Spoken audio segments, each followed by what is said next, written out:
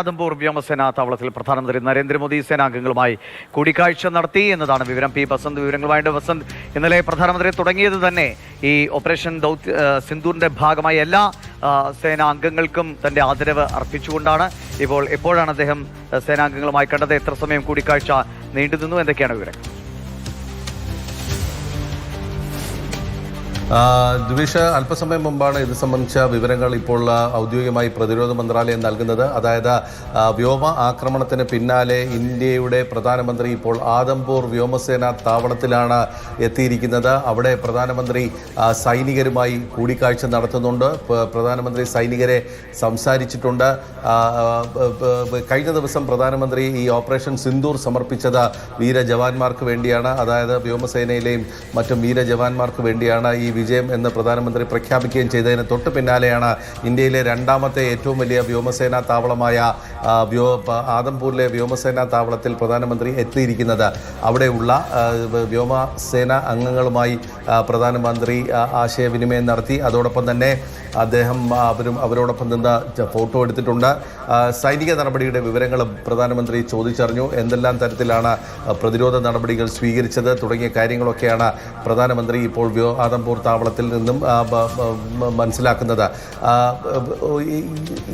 വളരെ കടുത്ത ഒരു നിലപാട് ഇന്ത്യ സ്വീകരിച്ചതിന്റെ പശ്ചാത്തലത്തിലാണ് ഇപ്പോൾ വ്യോമസേന അംഗങ്ങളുമായി ചേർന്നുള്ള നടപടികൾ.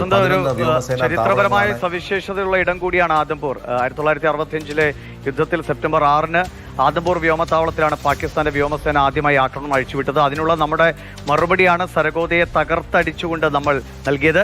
ഇപ്പോഴും വീണ്ടും സരഗോദയിൽ കനത്ത ആഘാതം പാകിസ്ഥാൻ ഏറ്റുവാങ്ങുന്നതാണ്. അപ്പോൾ ചരിത്രത്തിന്റെ ചില തുടർച്ചകൾ കൂടിയാണ് പ്രധാനമന്ത്രി സൈനികരുമായി കൂടിക്കാഴ്ച നടത്തുമ്പോൾ സൈനികർക്ക് കിട്ടുന്ന ഒരു ആത്മവിശ്വാസവും വളരെ വലുതാണ്.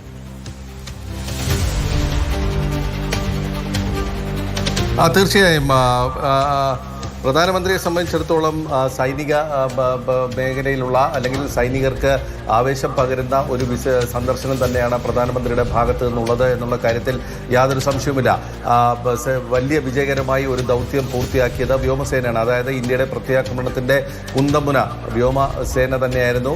വ്യോമസേനയുടെ വലിയ തോതിലുള്ള പ്രത്യാക്രമണം, അതായത് 11 വ്യോമസേന താവളങ്ങളാണ് ഇന്ത്യ തകർത്തത് എന്നുള്ളത് ഇന്നലെ പ്രധാനമന്ത്രി വ്യക്തമാക്കി. പ്രതിരോധ മന്ത്രാലയവും വ്യക്തമാക്കിയിട്ടുണ്ട്.